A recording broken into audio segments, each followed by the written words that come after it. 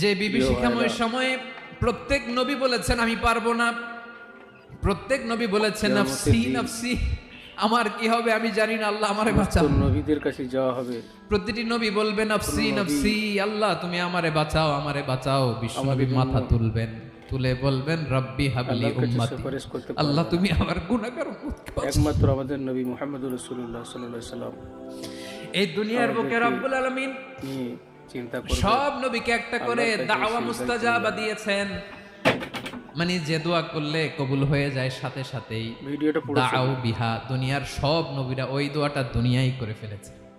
ওয়া ইন্নী আখতাবিউ দাওয়াতি শাফাআতান লি উম্মতি ইয়াউমাল কিয়ামাহ, আমার ওই স্পেশাল দোয়াটা আমি দুনিয়ার বুকে কঠিন বিপদে পড়েও কোনোদিন করি নাই। আমি আমার স্পেশাল দোয়াটা কিয়ামতের দিন আমার গুনাহগার উম্মতকে সুপারিশের জন্য রেখে দিয়েছি।